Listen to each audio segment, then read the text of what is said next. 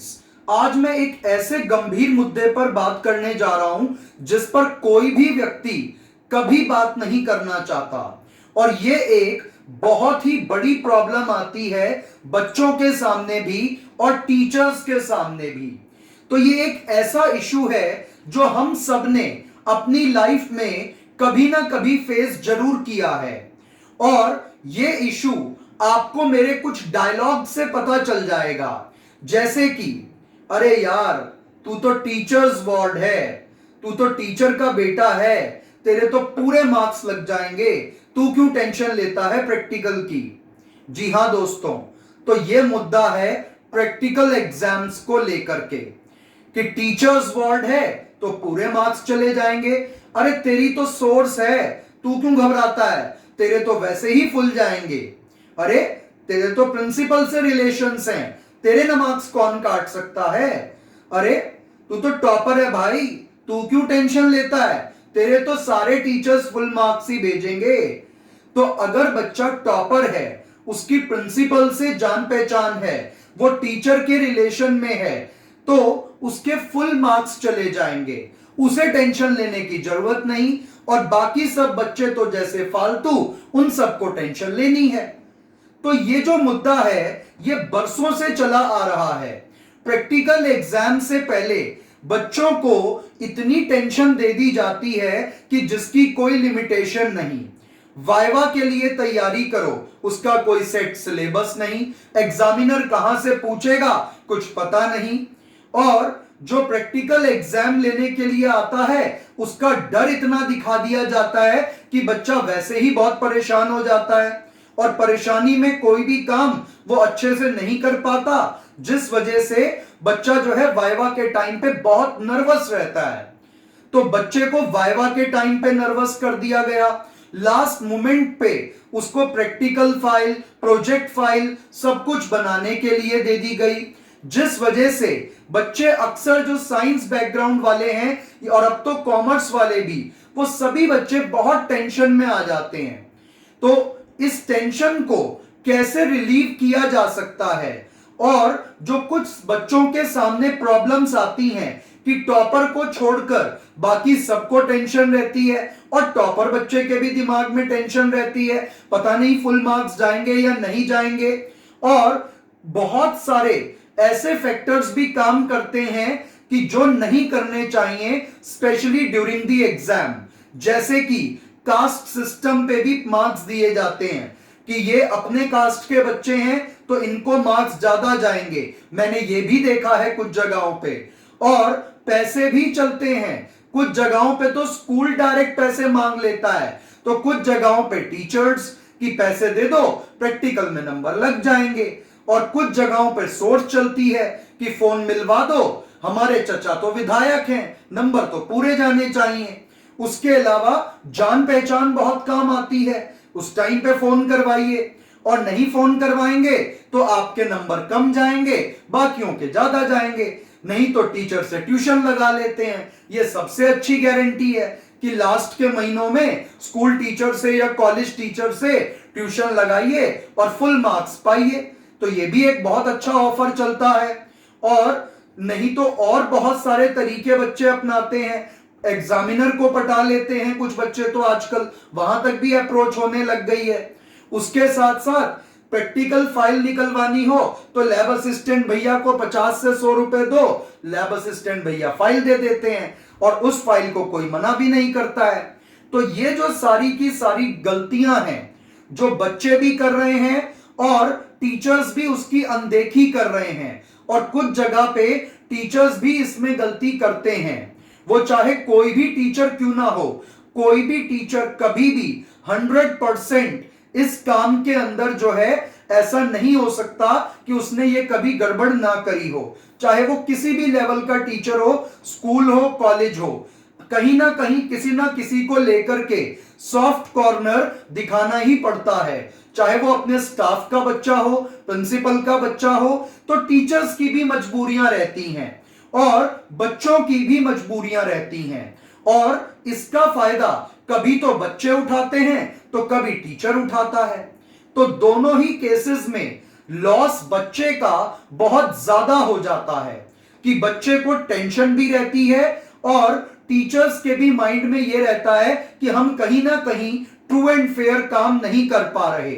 तो आखिर इसका सॉल्यूशन क्या होना चाहिए? सॉल्यूशन नंबर 1 कि बच्चे को जो प्रैक्टिकल मार्क्स मिलते हैं, कई बार यह देखा जाता है कि अगर 30 में से 26, 27 किसी बच्चे को मार्क्स मिले तो वो उससे सेटिस्फाई नहीं होता, क्योंकि उसको तो फुल मार्क्स चाहिए, चाहे उसे कुछ आता है या नहीं आता है। तो 27 या 28 मार्क्स अगर मिले हैं तो बच्चा सेटिस्फाइड नहीं है, उसे उन 2 मार्क्स की ज्यादा टेंशन है जो कट गए रादर देन जो 28 उसको मिले उसकी। तो बच्चों को ये 1 या 2 नंबर की टेंशन छोड़ देनी चाहिए। दूसरी बात, जो बच्चे टीचर्स के प्रेशर में आ जाते हैं, बहुत सी बार कुछ टीचर्स बच्चों पर प्रेशर बनाते हैं कि हमसे ट्यूशन लगाओ नहीं तो प्रैक्टिकल के मार्क्स नहीं मिलेंगे। उस काम को भी बंद करने के लिए और बच्चों पर अननेसेसरी प्रेशर जो स्कूल बना देता है उसको खत्म करने का क्या सॉल्यूशन है? और ये जो पैसे का लेन देन चलता है, सोर्स चलती है, इसको बचाने के लिए, इसको खत्म करने के लिए कि बच्चों को इससे बचाया जा सके, उसका सॉल्यूशन क्या है? तो सॉल्यूशन है कि इसके लिए बोर्ड को प्रैक्टिकल का जो सिलेबस है उसे पहले रिफाइन करना चाहिए।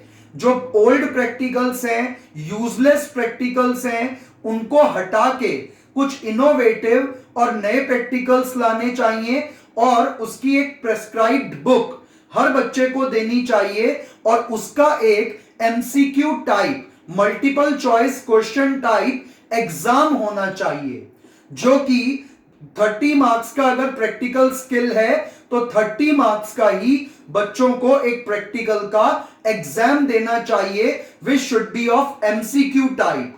उससे बच्चों का जो प्रैक्टिकल स्किल है, जो बुक पढ़ने का तरीका है प्रैक्टिकल की, वो भी इंप्रूव हो जाएगा। और ये हर टीचर और हर बच्चा जानता है कि प्रैक्टिकल एग्जाम के टाइम पर बहुत आराम से चीटिंग करवाई जाती है और होती है। अगर टीचर चीटिंग ना करवाए तो टीचर फंसा, और अगर बच्चा चीटिंग ना करे तो बच्चा फंसा, क्योंकि बच्चे को याद नहीं और टीचर ने याद करवाया नहीं।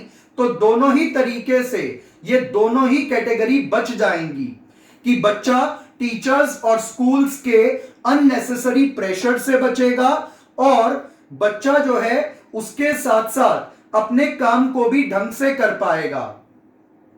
तो एक तो एमसीक्यू टेस्ट हो जाना चाहिए जिससे कि बच्चा बुक को पढ़े भी और साथ साथ बच्चे को रिसर्च पेपर पब्लिश करवाना चाहिए। और research paper publishing should be of quality level, कि जिसमें बच्चे को टीचर्स मदद करें। ये प्रैक्टिकल फाइल जिसमें कॉपी में उतार दिया जाता है देख के बुक में से, उसका कोई यूज नहीं है। बच्चे ने 4 पॉइंट बुक में से देख के एक फाइल में कॉपी कर दिए तो उसकी क्या वैल्यू है? वो सब रद्दी में बिकता है। और कुछ बच्चे फाइलों को सजाने में हफ्तों लगा देते हैं, हजारों रुपए खर्च कर देते हैं और वो प्रैक्टिकल फाइलें सीधे कूड़े की तरह फेंक दी जाती हैं और उनको रद्दी के भाव बेच दिया जाता है।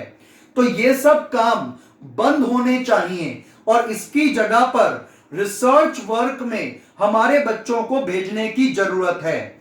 और जो बच्चे साइंस बैकग्राउंड के हैं, अगर उनका बायोलॉजी सब्जेक्ट है तो उनके लिए पैथ लैब विजिट्स होनी चाहिए, blood test, sugar test, injection लगाना, उनको इस टाइप के प्रैक्टिकल्स में इंडल्ज करना चाहिए, उनको फर्स्ट एड सेफ्टी टेक्निक सिखानी चाहिए।